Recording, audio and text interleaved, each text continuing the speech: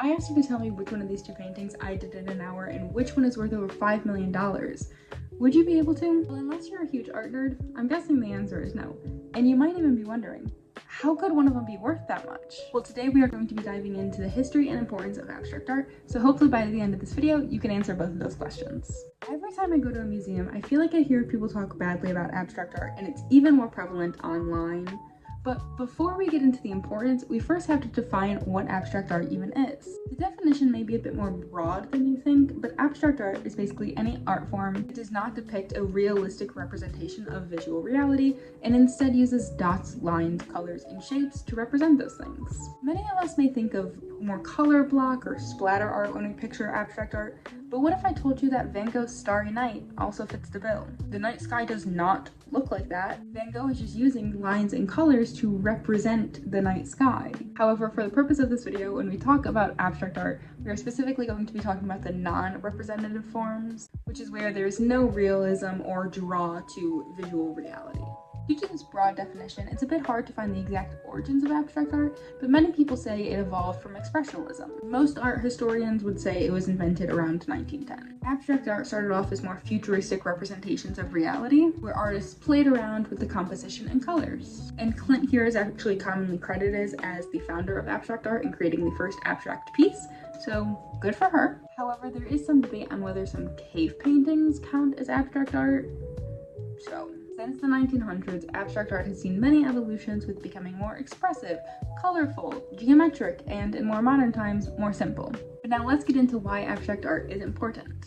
When you look at, let's say, a landscape painting, it's very easy to just glance it over and go, wow, those are some pretty hills. But with abstract art, there's a bit more agency from the viewer to really connect with the piece. It takes time and thought to understand the meaning and emotions behind abstract art, as opposed to just like looking at a pretty portrait and understanding that, that took time and care. So while it may take a bit more time and emotional availability to understand abstract art, it also opens up a whole new world for social connection. You can discern meaning in colors, and you can apply your own life experiences to art.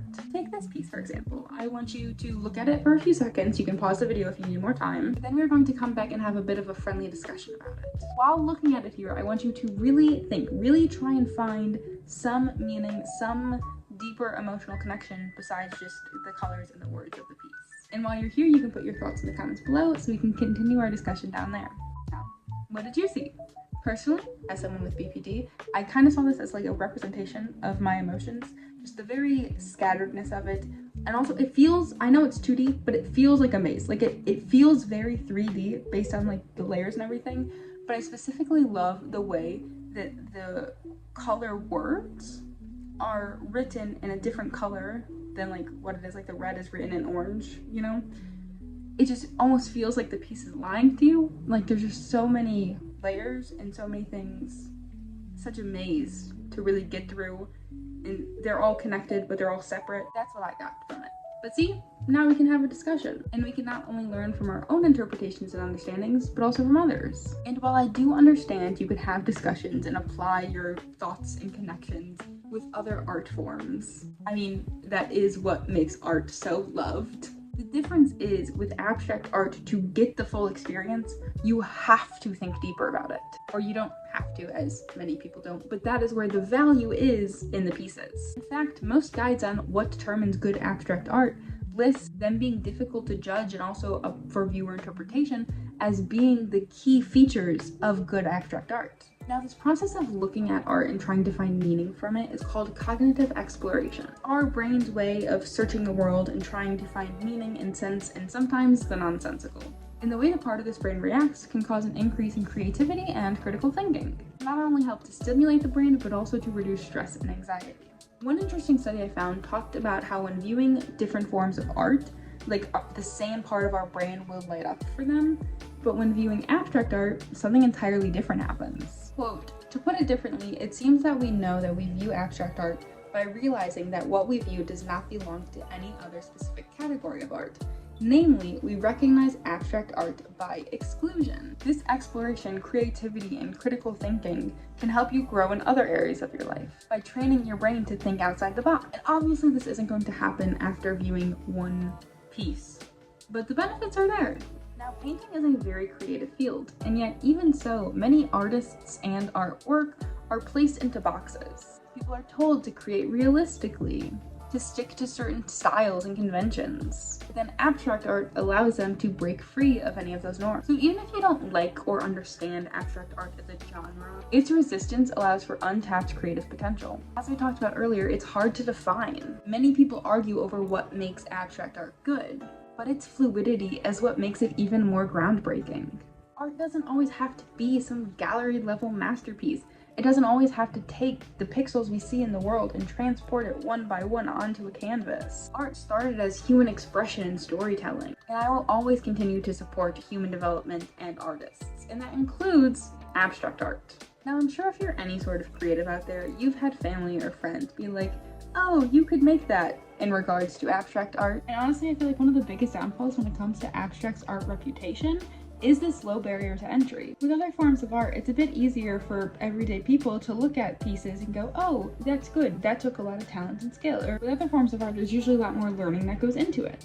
For landscapes, there's perspective. When you're doing people, you have to learn anatomy and poses. For realism, there's a bunch of detail work. There are things to learn and things that we can all point at and go, hey, that's a marker of good craftsmanship. And for a lot of people, that barrier to entry or those learning curves are what make art good or valued. So I think a lot of people devalue abstract art immediately because it doesn't have those things. One of my favorite counters to when people say like, oh, anyone could make that in regards to abstract art is to say, well, why didn't you make it? People look at pieces like Untitled Portrait of Ross and go, wow, that's so simple. But if it's so simple, why didn't anyone make it before?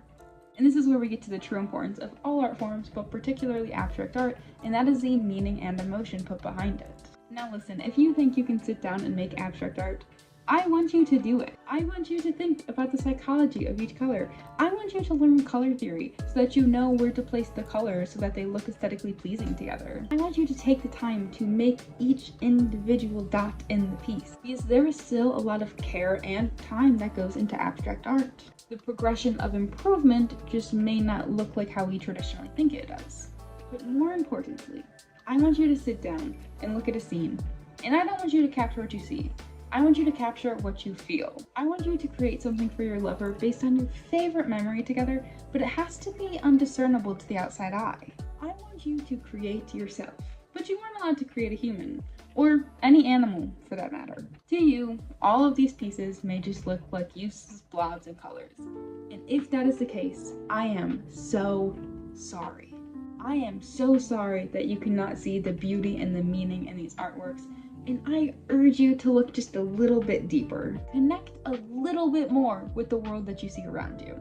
Viewing and connecting with an artist's meaning in a piece, but also your own understanding, can not only help you to be more creative, to think outside the box in everyday life, but it can also help you connect with others. Abstract art is about more than colors and shapes. It's about meaning and putting yourself onto a canvas, as the artist and as the viewer. But now let's get back to the question I posed at the beginning of the video. Do you think you can tell the difference between these two pieces now? Well, what if I said they're actually both famous paintings? Now, the next time you see an abstract art piece, I urge you to take a second to think deeper. Don't count it out immediately, but instead try to connect with the emotions behind it. But that is going to be the end of this video. Thank you so much for watching. Make sure to like and subscribe, and my next video is going to be about poetry and short stories, so make sure you turn on the notification bell so you can know when that comes out. But if you want to watch more videos now, you can click one of the ones that are placed on the screen here, so conveniently for you. And now I will see you in the next one.